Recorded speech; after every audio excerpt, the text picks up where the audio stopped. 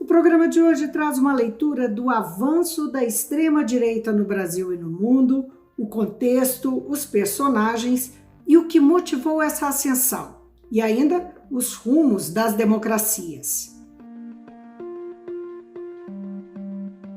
Eu vou conversar com o sociólogo, cientista político e escritor Sérgio Abranches, que lançou recentemente o livro O Tempo dos Governantes Incidentais, que vai se debruçar justamente sobre essa abordagem que eu acabei de mencionar. Sérgio, muitíssimo obrigada por atender o Mundo Político, a TV Assembleia. Obrigado a você, Vivian. Prazer falar com você. E é um prazer falar para mineiros. Eu sei, você é um É a minha mineiro. terra, né? Pois é. Mineiro de Curvelo? De Curvelo, exatamente. Muito bem. Bem-vindo, então, mesmo que à distância. Obrigado. Os governantes incidentais. Sérgio, quem são eles e em que circunstâncias eles chegam ao poder? Eles são pessoas que irrompem na política como se fossem novidades e na verdade, tem uma certa novidade com eles porque eles se usam dos instrumentos digitais sobretudo das redes, né, da manipulação de opinião pública pelas redes digitais, e eles conseguem chegar ao poder em eleições muito atípicas, quer dizer, eleições realmente assim fora do padrão em cada um dos países. E aí pessoas como o Matteo Salvini na Itália, o Trump nos Estados Unidos, o Bolsonaro no Brasil, né, e prometendo uma nova era, né, que na verdade é uma captura de determinadas ideias do passado, recalchutadas, e, por outro lado, explorando muito o ressentimento, o medo, a incerteza das pessoas por causa das grandes mudanças que estão acontecendo no mundo, né? Esse livro ele é uma sequência a respeito dessas mudanças que eu tinha começado a escrever sobre elas na Era do Imprevisto, onde eu falo exatamente dessas mudanças estruturais imensas que o mundo está passando e Você que chama tiram isso de muito o solo das pessoas. metamorfose global, né? Que metamorfose é Exatamente. essa? Né? Pois é, essa é uma Mudanças conjunção tão de várias radicais estão ocorrendo? é uma conjunção de várias revoluções unificadas pela revolução digital, pela digitalização da sociedade, né? Então, nós temos uma grande mudança no padrão científico, uma grande mudança no padrão tecnológico da sociedade e mudanças sociais e econômicas decorrentes da digitalização e da globalização. Elas estão destruindo empregos, né, as mudanças estão mudando completamente o formato da sociedade. Depois vai recriar novas economias e novas sociedades numa nova feição. Mas nesse processo de transição, exatamente que nós estamos, e nós estamos na fase mais dolorosa dele, que se destrói mais do que se constrói, né? Se vê mais escombros do que se vê a nova arquitetura do mundo que está se formando a partir das escolhas das pessoas e das mudanças tecnológicas, das possibilidades tecnológicas, né? Então, isso cria muito medo, muita insegurança e, em um certo sentido, ressentimento, que acaba se voltando contra os imigrantes, voltando-se contra, no caso, por exemplo, de sociedades racistas como a brasileira e a americana, contra os negros. E esses populistas se aproveitam desse ressentimento e desse medo e conquistam esse eleitorado e conseguem chegar ao poder. Por que populistas de extrema direita? Porque especificamente não é desse campo que tem oportunidade numa situação como essa. Você não identifica, né, personagens à esquerda, né, nessa realidade aí. Não, pois é uma boa pergunta, porque, na verdade, a extrema-esquerda ela sempre buscou outras vias. Ela nunca acreditou na via eleitoral, né? E a esquerda tradicional ela nunca conseguiu realmente dominar o novo mundo digital. E ela, por outro lado, ela sempre esteve mais próxima do poder convencional, né? A social-democracia, os socialistas dominaram muito tempo a Europa. Então, eles faziam parte, já, num certo sentido, do establishment. E essa extrema-direita, ela domina os instrumentos chamamos assim, política digital, né? E, por outro lado, eles vêm prometendo que não são como todos os outros que passaram por aqui. Eu não tenho nada a ver com esse passado, eu sou o futuro. E, na verdade, não são. Quer dizer, na verdade, eles buscam um passado idealizado, né? São contra a globalização, ultranacionalistas, então querem sociedades autárquicas, autossuficientes, né? Independentes entre si, que é impossível no mundo de hoje, né? E seria um retrocesso. Antes da gente avançar, uma curiosidade. Quando você fala do uso digital, do uso das mídias e tal, você está se referindo a essa política digital como um instrumento ou como parte desse processo, assim, como uma parte efetiva de construção desse processo?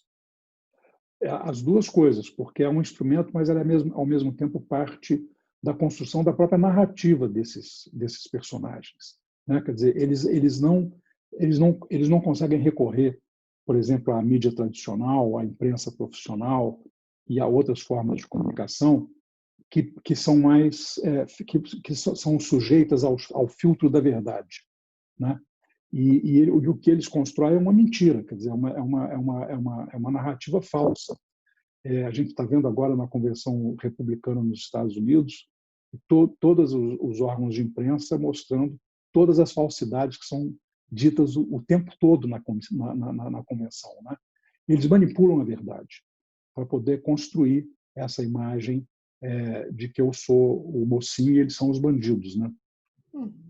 Então, nós podemos dizer que há uma estratégia calculada que define o discurso e o comportamento. Eu vejo muito quando Bolsonaro faz algum movimento ou fala alguma coisa que é semelhante a outras que Trump fez, mas recentemente eu vi o Trump usando um recurso que Bolsonaro usou. Até que ponto tem estratégia, até que ponto tem imitação ou não tem nada de imitação? Isso faz parte de um movimento calculado? Olha, eu acho que, digamos, os primeiros, né, que são o Farage no Reino Unido, os italianos, eles de fato descobriram por si mesmos ali um caminho, né? Mas acho que esses da segunda geração, que já são da segunda geração, tipo Trump e Bolsonaro, eles já se aproveitaram dessas experiências anteriores, né? Já se aproveitaram dessas experiências anteriores. E há uma certa cópia ali, e há uma certa a troca de informações, né?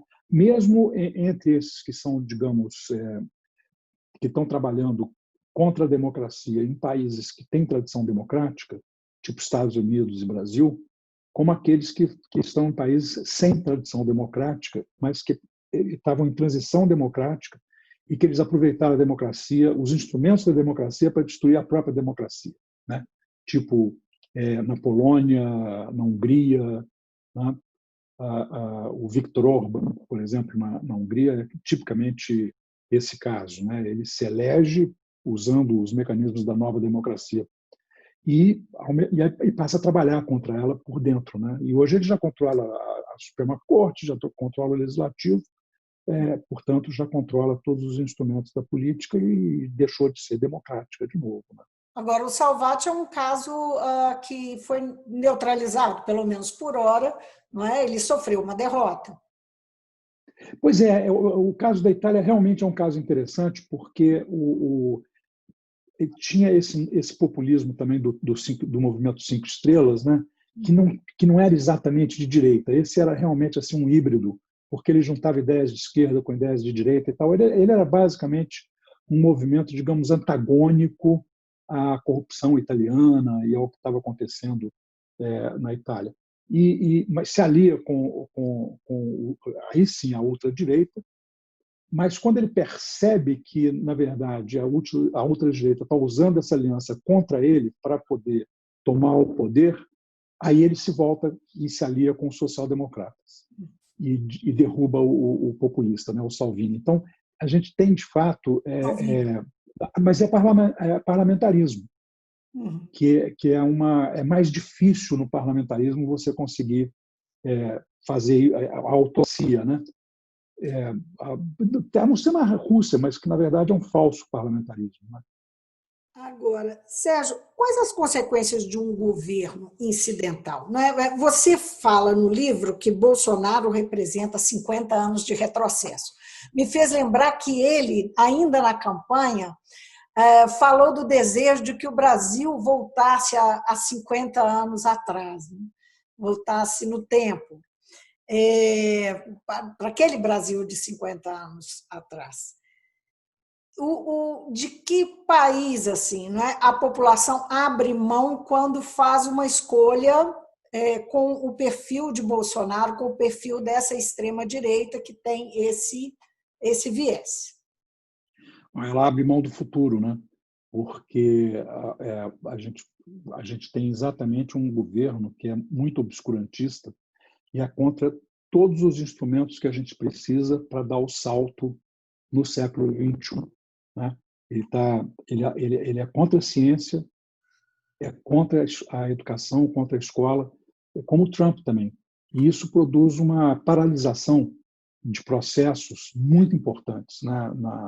A ciência brasileira, por exemplo, é um dos polos de prestígio do Brasil internacional, né? Prestígio internacional do Brasil, porque ela faz parte de cadeias globalizadas. A gente tem ilhas de excelência na ciência brasileira eles participam de todos os grandes projetos científicos do mundo nesse momento.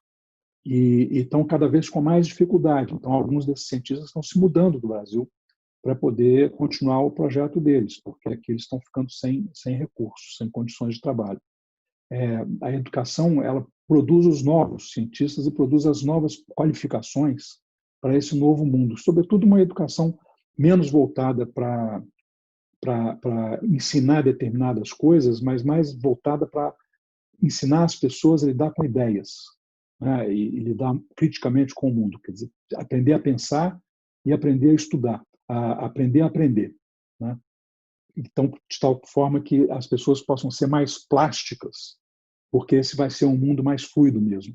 Então, as pessoas vão ter que mudar rapidamente de habilitação para conseguir manter-se no mercado de trabalho e produtivas, né?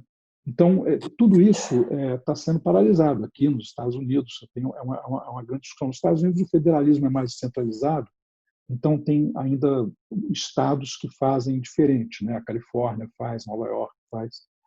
Mas, por outro lado, eles são governos que passam, porque eles frustram muito rapidamente. Eles prometem coisas que são irrealizáveis, né? E muito disseminadas, quer dizer, são promessas que atingem um público muito difuso. E quando eles começam a focalizar num determinado público, eles começam a perder a capacidade de se manter no poder. Se ainda não tiverem manipulado os instrumentos eleitorais para fazer com que eles funcionem sempre a favor deles, eles deixam o poder. É o que está ameaçando o Trump hoje, é o que não ameaça, por exemplo, o Viktor Orbán, né? Mas quase derruba o governante polonês. Ele ficou por um fio. Então, tem essa incidentalidade, ela também tem isso. Agora, o estrago é muito grande, as perdas são muito grandes ao longo do processo. Agora, como é que você vê, por exemplo, o resultado da pesquisa da Folha recente, a pesquisa mais recente sobre a popularidade do presidente Jair Bolsonaro, que mostra uma recuperação dele. Foram feitas algumas leituras, alguns motivos dessa recuperação, mas o fato é que durante todo o governo, quase todo o governo dele, ele fez um movimento de queda nesse início de ano, com a pandemia, um movimento de queda, de perda, nesse que vai ao encontro disso que você está falando, mas agora ele se recupera.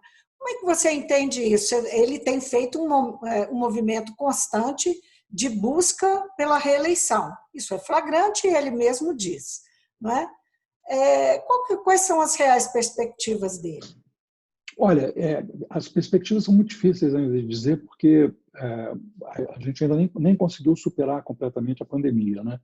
E essa é uma coisa que...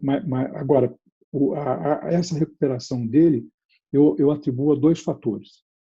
Um fator que é conhecido e que é momentâneo, ele não vai conseguir manter, que é o auxílio emergencial, né? Quer dizer, o auxílio emergencial ele produz um alívio, como ele entrega como se fosse uma coisa dele, né? E ao mesmo tempo diz que nenhum outro governante se preocupou com o povo, que é típico do discurso populista.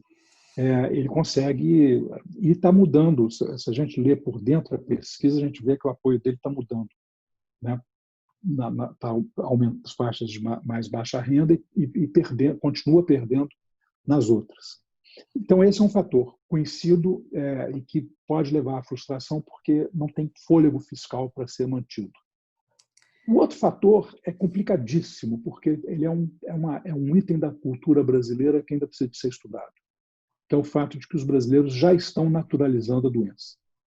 Você vê que a gente está com 80 dias com mais de 1.000 mortes por dia e as pessoas saem à rua como se fossem invulneráveis, como se a doença não existisse, né? Isso tem a ver com a narrativa do governo de que a doença só pega as pessoas mais frágeis e tal, e tem a ver também com uma tendência brasileira a naturalizar o anormal. E isso é uma coisa que ainda precisa de ser melhor estudada. Mas, de fato, assim, Bolsonaro resistiu em momentos bastante delicados, não é? Ele resistiu, fez alguns movimentos para se proteger, mas vem resistindo a uma reação que fosse popular, que fosse capaz de pressionar o Congresso ou pressionar as instituições no sentido de afastá-lo do poder, não é? Isso é um fato, ele tem conseguido esse caminho. Aí eu fico. Sim, eu queria só completar e juntar isso com outra coisa que ainda não é claro para mim. Vamos lá. Negativa ao uso de máscara, incitação à violência, ao desmatamento, são desafios à ciência, aos direitos humanos, ao Estado democrático de direito. Qual que é a lógica desse discurso e como que isso reverbera? A população não está, de fato, a grande massa populacional não está preocupada com isso, isso não chega às pessoas, é por isso que elas não reagem? Quer dizer, são duas perguntas em uma. Veja, eu vou começar por essa última, que é a população. O Brasil ele é um país que vive das urgências.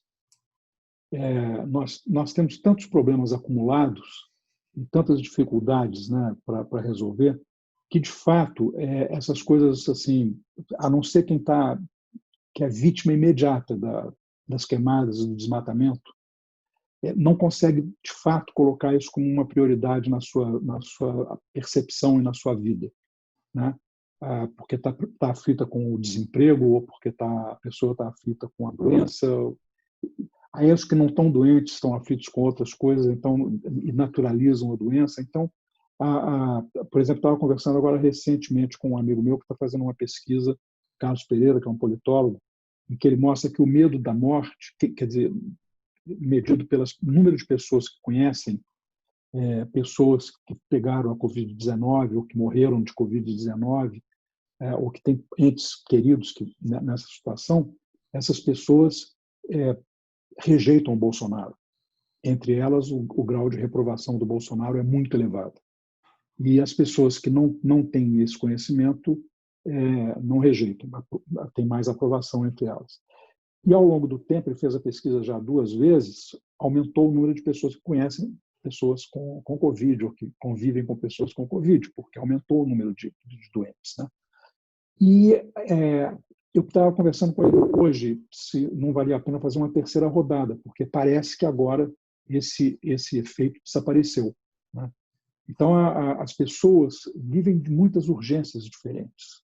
E é muito difícil agrupar. Por isso é que eles conseguem se eleger fazendo um pacotaço de promessas para pegar todas essas urgências, e no governo não consegue atender a praticamente nenhuma delas.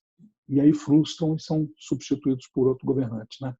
Essa é um pouco a história do Brasil. Agora, ao assumir a presidência, Bolsonaro rejeitou uma aliança com os partidos para a sustentação do governo no Congresso Nacional, né? O modelo presidencialismo de coalizão, que foi, inclusive, um conceito cunhado por você. E que o presidencialismo de coalizão é uma experiência que o Brasil repete em vários momentos.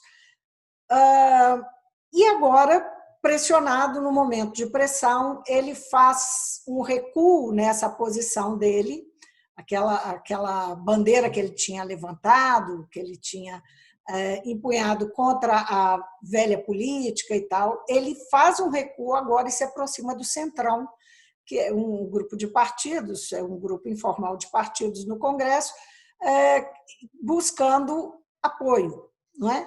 Eu queria que você comentasse, você que tem um estudo tão profundo, não é? O próprio autor dessa ideia do presidencialismo de coalizão, como é que você vê essa atitude dele? Nós podemos dizer que é mais um traço incidental do governante, né, a fazer essa aproximação?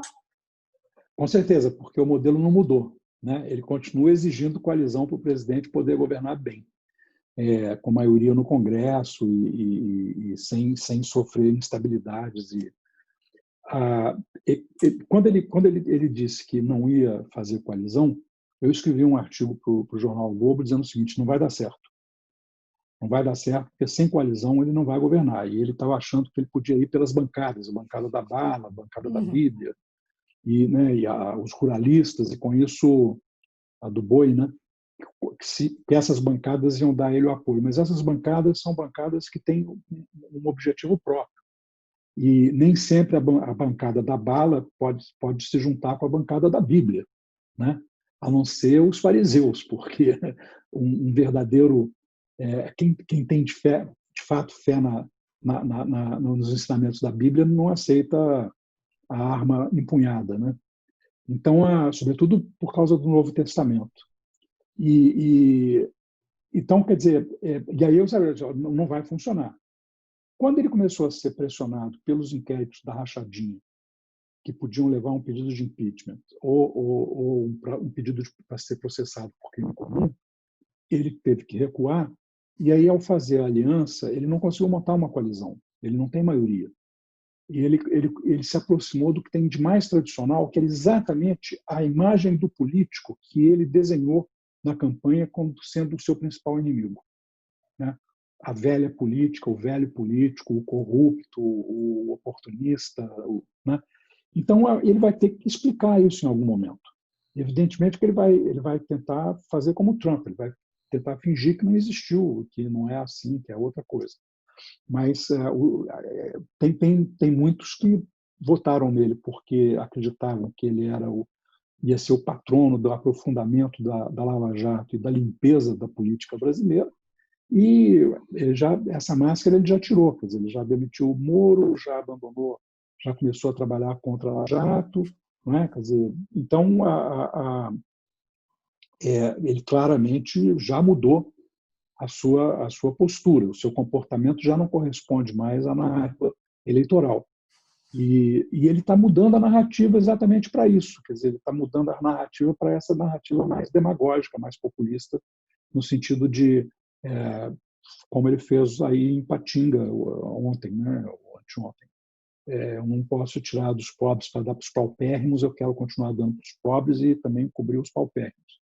E com isso ele entra num nível de estresse com apoiadores muito importantes dele, que são os apoiadores que acreditaram no liberalismo dele e o mercado financeiro que acreditou na austeridade, né, de que ele ia manter o teto de gastos, etc.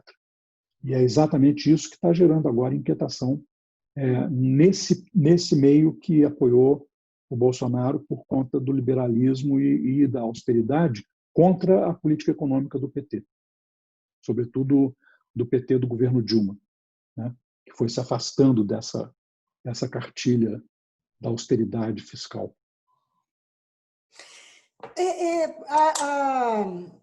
O presidencialismo de coalizão, ele é um assunto que, nos últimos tempos, foi bastante retomado com a discussão de que se ele estaria se esgotando, ele está em crise. Eu queria saber de você, o que você pensa disso? Né? Foi atribuída assim, a chegada de Bolsonaro e a atitude do Bolsonaro marca ali um momento de esgotamento do presidencialismo de coalizão, que já vinha com aquela explosão de partidos e os problemas que isso gerou para executar essa coalizão, não é? Você falou em Dilma, mostra exatamente isso, né? Aquele momento. Então, o meu penúltimo livro é sobre o presidencialismo de coalizão. Né? Eu fiz um balanço da experiência com o modelo de 88 para cá. E, na verdade, eu faço de toda a história do Brasil, porque há vários momentos em que o modelo vai se impondo. Né? É um modelo estrutural, não é uma escolha, assim, não é uma coisa voluntária.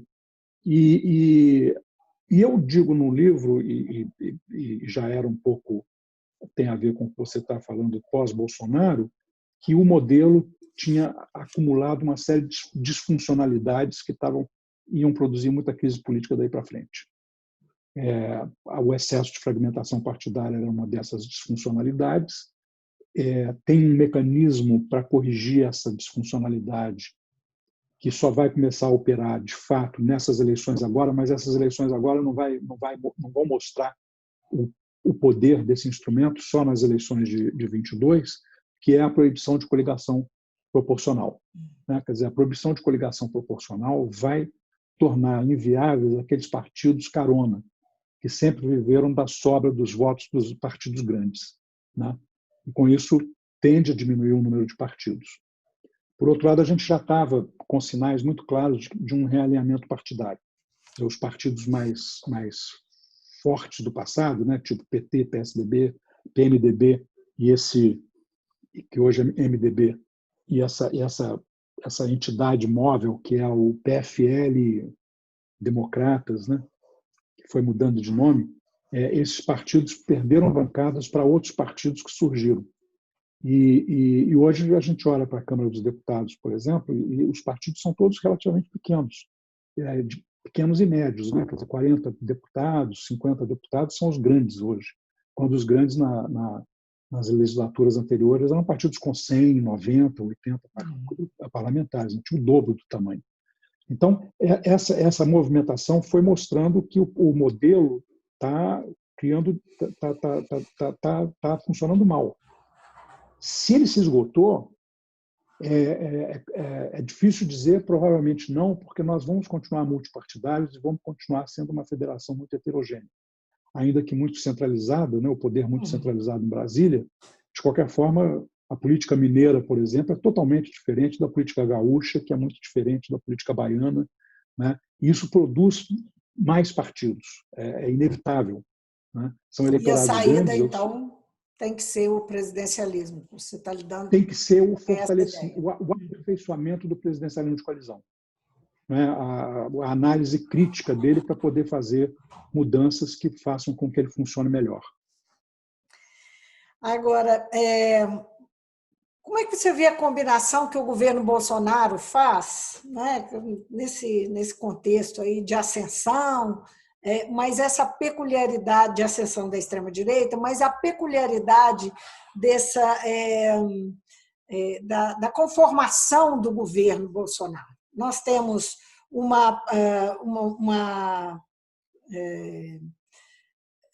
liberais extremos, né, na figura do Guedes e da equipe econômica que foi montada, temos os religiosos, temos os ideológicos e temos aí os militares, né, cada um ocupando um feudo, e muito interessante como a gente pode observar que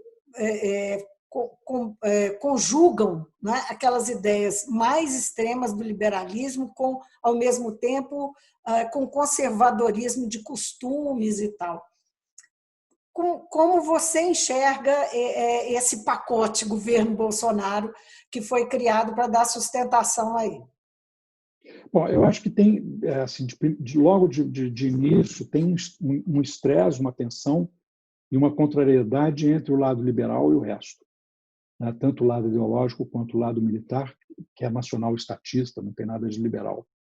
Então, e esse estresse, evidentemente, ele está tendendo a romper para o lado dos liberais. Quer dizer, o Paulo Guedes é que está cada vez perdendo mais espaço e não é perdendo realmente a capacidade de formular a política do governo tal como ele gostaria de formular.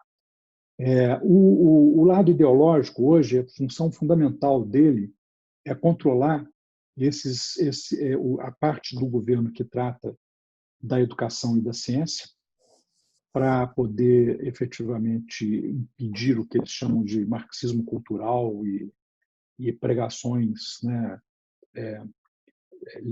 libertárias e tal, que tem a ver com a agenda de costumes, e para o discurso do ódio, quer dizer, para montar essa central de ataques a todos os adversários, né, de desacreditar os adversários e tal.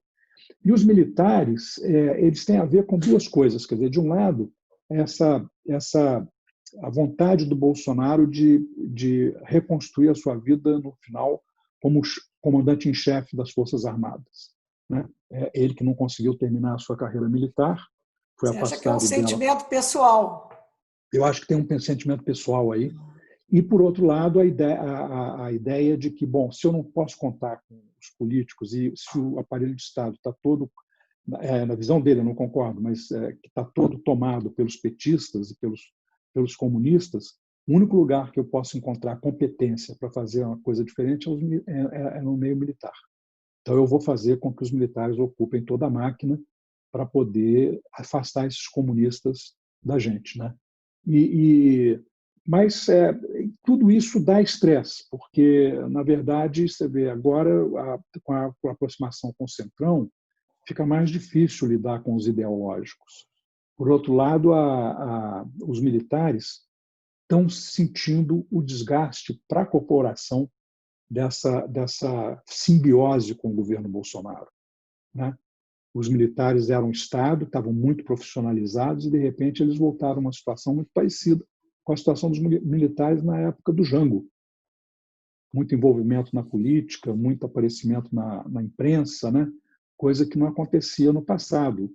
Então, isso estressa a corporação, porque ela sabe que a reputação dela estava melhorando extraordinariamente na sociedade brasileira, exatamente por causa do profissionalismo e da despolitização do aparato militar.